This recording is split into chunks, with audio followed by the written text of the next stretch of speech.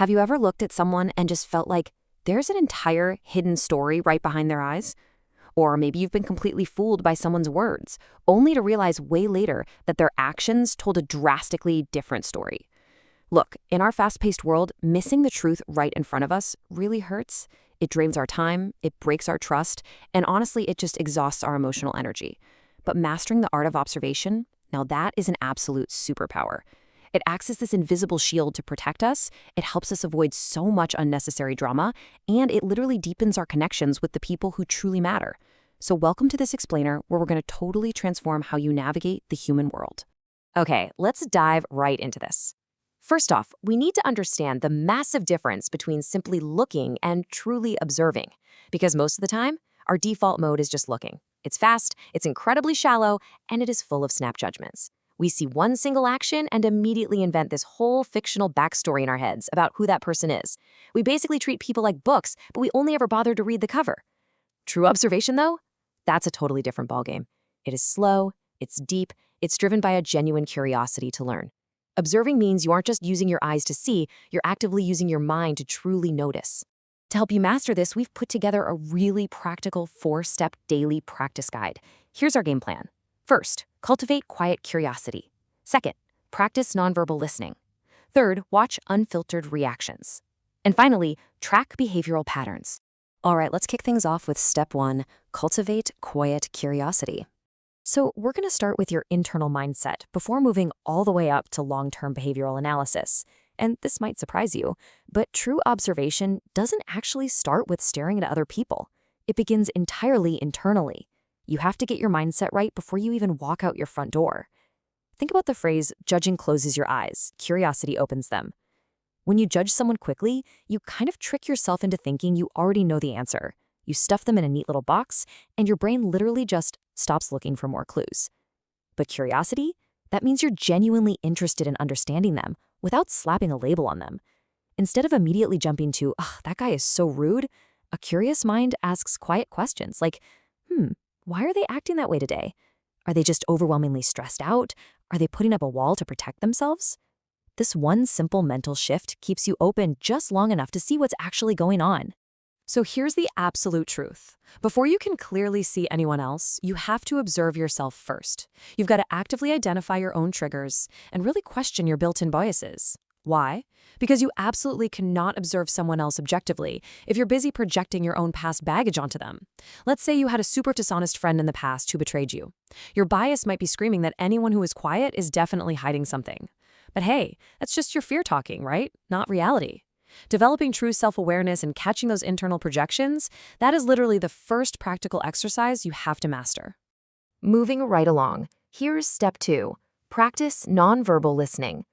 Now we're shifting from the inside to our actual physical interactions. Because let's be real, words can easily, effortlessly lie. Get this, studies suggest that over 70% of human communication is entirely nonverbal. People are incredibly good at hiding their true thoughts behind polite little sentences. They'll smile right at you when they're actually hurting, or they'll nod along when they're deeply uncomfortable. But the body speaks in complete silence, and it almost never lies.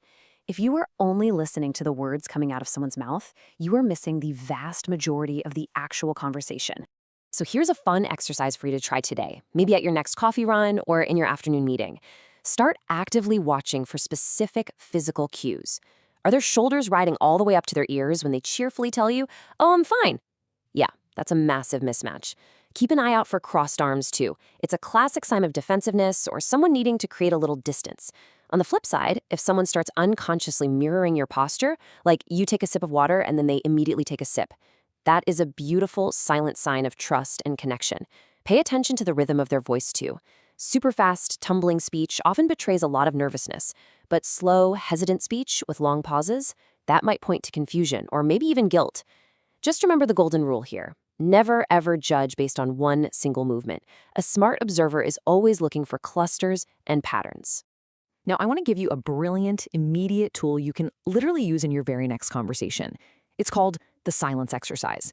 Usually when there's an awkward pause, we completely panic and rush to fill it, right? Don't do that. Use those quiet pauses intentionally. Let the other person fill the void. See, silence makes most people incredibly uncomfortable, and when they inevitably rush to keep the conversation going, they almost always reveal hidden truths or raw emotions they never actually planned to share. So, next time someone finishes a sentence, don't say a word. Just wait. Notice what they do in that space. Watch them squirm just a little bit and let the silence do the heavy lifting for you. Ready for more? Let's hit step 3. Watch unfiltered reactions. We are pushing into some much deeper social dynamics now. We're moving beyond just observing what people do to paying very, very close attention to how they react. Because there is a massive, fundamental difference between actions and reactions. Actions are planned out, they're polite, they can easily be a completely fake strategy designed just to impress you. But reactions? Oh, reactions are raw. They are lightning fast and they are entirely real. They happen emotionally and unconsciously, way before the person even has time to construct their polite little mask. They're direct windows into what a person truly feels deep down in their core. Let's ground this with a super relatable everyday scenario. How do they treat the waiter, or the delivery driver, or the receptionist? If you really want to uncover someone's true character, watch exactly how they treat people who have absolutely no power in the situation and nothing to offer them. True kindness is not some strategy you use to charm your boss or impress a first date. It's how you behave when you think nobody important is watching. If someone is turning on the charm for you but snapping at the cleaner, believe the rudeness every single time. Think of triggers as these hidden trap doors into someone's personality. If someone is triggered by a little bit of criticism, do they react with instant anger or are they actually open to the feedback? An angry, defensive reaction usually points straight to deep, hidden insecurity.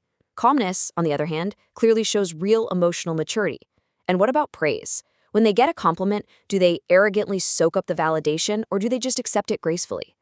Then there's rejection, the ultimate test of a person's self-worth. If you watch those immediate split-second reactions carefully, they will show you all the deeper layers of a personality that are usually kept firmly under lock and key.